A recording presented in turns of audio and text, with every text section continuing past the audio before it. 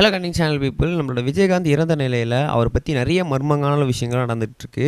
என்ன மர்மங்கள் அப்படின்னு பார்த்தீங்கன்னா, அவரோட ஊர்வலம் அப்போவே வந்து நிறைய கருடர்கள், அது மட்டும் இல்லாமல் நிறைய கழுகுகள்லாம் வந்து அவரோட வானத்தில் வட்டம் விட்டதாகவும் ஒரு சில கருத்துகள், நிறைய வீடியோஸ்லாம் வந்து சோஷியல் மீடியாவில் வெளிவந்துட்டு இருந்துச்சு.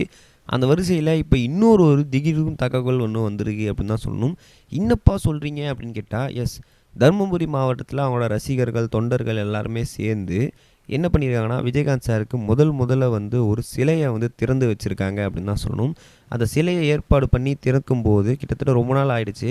இதான் ஃபஸ்ட் டைம் சிலை அப்படின்றதுனால வானத்தில் சிலையை திறக்கும்போது நிறைய கழுகுகள், அதாவது ஒரு 1க்கும் 2க்கும் மேற்பட்ட கழுகுகள் வானத்தை சுற்றி வட்டமிட்டதாகவும் அந்த வீடியோஸும் இப்போ சோஷியல் மீடியாவில் ரிலீஸ் பண்ணி அதை எல்லாருமே பார்த்து அப்படியே ரொம்பவே வந்து திகைச்சு போயிருக்காங்க அப்படின்னு தான் சொல்லணும். என்னப்பா இது, அன்றைக்குமே வந்து ஒரு கழுகுகள்லாம் வந்தது, இன்றைக்குமே கழுகுகள்லாம் வருது, என்ன தான் விஷயம், இதுக்கெல்லாம் என்ன தான் காரணம் அப்படின்ற மாதிரி எல்லா ஃபேன்ஸுமே வந்து அப்படி திகைச்சு போயிருக்காங்க அப்படின்னு தான் சொல்லணும். சரி, இதுக்கு அங்கே இருக்கவங்களாம் என்ன சொல்கிறாங்க அப்படின்னு பார்த்தீங்கன்னா, நம்மளோட விஜயகாந்த் சார் ரொம்பவே வந்து புனிதமான ஒரு மனிதர்.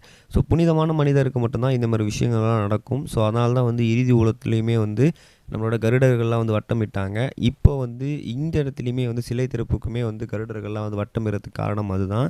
ஸோ வந்து இந்த கருடர் கழுகுலாம் வந்ததே வந்து எங்களுக்கு ரொம்பவே வந்து ஒரு திருப்தியாக இருக்குது. ஸோ விஜயகாந்த் சாரே வந்து அங்கே ஆசீர்வாதம் பண்ண மாதிரி எங்களுக்கு ஒரு ஃபீல் இருக்குது அப்படின்ற மாதிரியும் சொல்லியிருக்காங்க.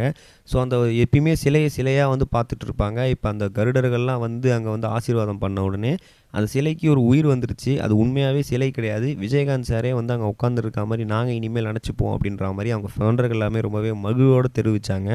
ஸோ ஆனால் வந்து இதெல்லாம் எந்த அளவுக்கு நம்பிக்கைக்கூடிய விஷயங்களாக இருக்குமா அப்படின்னு தெரியல. இருந்தாலும் கூட நம்ம விஜயகாந்த் சாருக்கும் இந்த கழுகுக்கும் ஏதோ ஒரு சம்மந்தம் இருக்குது அப்படின்ற மாதிரி எல்லாருக்குமே ஒரு ஃபீல் பண்ணிட்டு தான் இருக்காங்க பர்சனலாக.